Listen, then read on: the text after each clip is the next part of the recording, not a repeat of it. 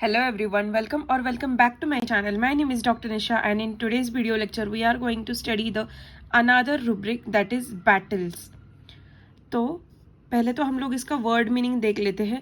This is the self explanatory rubric, but फिर भी इसमें ऐसे कुछ कुछ चीज़ें हैं जो कि आपको डिफ्रेंशिएट करने के बाद ही समझ में आएगी. ठीक है, तो है ना, आप एक बात जान लो, कोई भी रुब्रिक या फिर कोई भी एक वर्ड ले लो, रुब्रिक ले लो, उसको अनदर रुब्रिक के साथ डिफ्रेंशिएट करना, that is what more important in the rubric study. So we are going to focus on that only. Okay, so let's see the battles rubric. Now the word meaning of it is war. War means fight या conflict या कुछ बड़ा सा झगड़ा, that is war. हम लोग बोलते हैं ना कि युद्ध जैसे होता है, युद्ध करेंगे, युद्ध हो जाएगा, ये मत करो वो मत करो, that is what war mean. ठीक है, fight, that is what it is, the other synonym for the battle or war or this all. Okay, then conflict, encounter, shout or shoot out, struggle. ठीक है, so this was so far the meaning for battle word. Now let's see the explanation. As I told you, it is a self-explanatory. Still I'll explain you. The first explanation is showing anger and violence against someone. इसका मतलब क्या है? showing anger, अगर मैं गुस्सा हूं तो किसी के ऊपर मैं गुस्सा करूंगी. ठीक है, मैं उसको एक्सप्रेस करूंगी अपना गुस्सा उसके ऊपर. ठीक है, और जब भी मैं उसके ऊपर गुस्सा एक्सप्रेस करूंगी, मेरा अलग अलग वे होगा गुस्सा एक्सप्रेस करने का. राइट, मतलब मेरा अलग रहेगा, आपका अलग रहेगा, आप में से जितने भी ये वीडियो देख रहे हैं उन सबका इंडिविजुअली अलग अलग रहेगा showing the way of anger. ठीक है, now violence against someone. Now my way of violence is I shout at someone who is misbehaving or who is not listening to me. तो this is the way of my showing of anger. आपका वे कुछ अलग होगा. आप चुप बैठोगे, अंदर ही अंदर बोलोगे ठीक है, this time he has made mistake, next time I'll not leave him but this time I'll forgive him. ठीक है, तो ऐसे आप लोग बोलोगे, लेकिन मेरा वैसे नहीं है. जब भी मुझे गुस्सा आता है आई जस्ट स्पीक आउट. ठीक है, so this is my way of showing anger. Now फिर क्या होगा, जब मैं उसके साथ झगड़ा करूंगी ना, मतलब उसको चिल्लाऊंगी, तो वो मेरे साथ झगड़ा करेगा और I will try myself best और bestest to win that conflict और टू विन दैट सिचुएशन. ठीक है, अगर मैं और मेरे भाई का झगड़ा है किसी एक चीज़ के लिए और वो चीज़ हम दोनों को चाहिए, लेकिन वो एक ही चीज़ है. फॉर एग्जाम्पल, ये एक पेन है, इसका येलो कलर है, मुझे बहुत ज़्यादा पसंद आया and dad has given me. Okay, और मेरे भाई को भी यही पेन चाहिए and I like that, he also like this colour. So मैं उसके साथ झगड़ा करूंगी, नहीं, dad has given me so I will only take this pen, or I'll involve dad in this conflict, or I'll involve mom in this thing, and I will try to convince my brother, or I will try to show him anger or shout at him to give this pain to me. So this is my way of violence, or this is my kind of battle to win for this pain. ठीक है, now excited to achieve and win these things no matter it costs what. The cost spelling is mistaken here.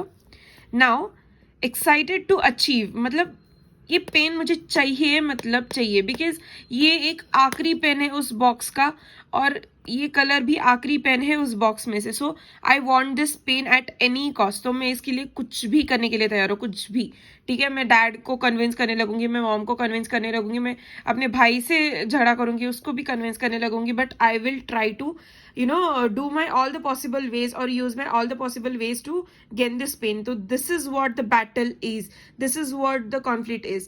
For example, we'll take a battle which everyone knows, that is Mahabharat, the mythical battle which has occurred all over the world. ठीक है, मतलब सारे जन को ये पता है. महाभारत हो गया या फिर रामायण में जो भी युद्ध था वो सब लोग को पता है. ठीक है, सो उसमें क्या था कि अर्जुना और कृष्णा, उन्होंने ठान लिया था कि नहीं, हमें युद्ध करना है, मतलब करना है. और ये युद्ध किसके लिए था?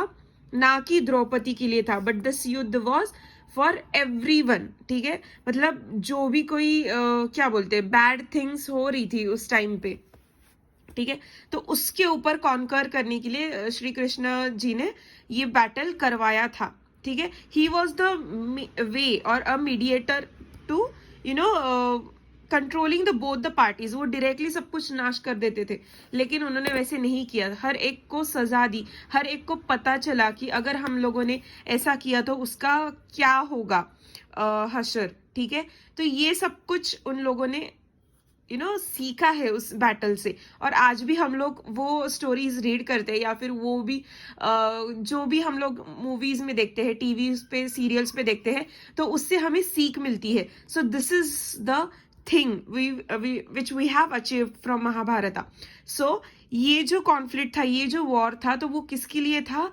तो कुछ अच्छे चीज के लिए था। सो हमने क्या किया कि जी जान से अर्जुन ने फाइट किया, अर्जुन और सारे भाइयों ने, सारे पांडवों ने कॉन्कोर किया था, ठीक है। So this was the winning state. तो कुछ भी हो जाए, चाहे कुछ भी हो जाए, अभिमन्यु को गवाया उन्होंने, अपने सारे बच्चों को वो सारे के सारे एक्सपायर हो गए थे, तो इसके ऊपर उन्होंने वॉर को रखा। So that is what mean कि विनिंग द वॉर और winning the situation at any cost, this is what the battle is. वो इतने हेड स्ट्रांग हो गए, वो इतने स्टबन हो गए कि सब कुछ छोड़ छा के उन्होंने सिर्फ और सिर्फ सत्य की जीत के लिए लड़ाई की, ठीक है। And he they conquer that thing. So this is what battle rubric mean. So ऐसे स्टबन पीपल रहते हैं बैटल रुब्रिक के, ठीक है। Now this is happening in which type of condition?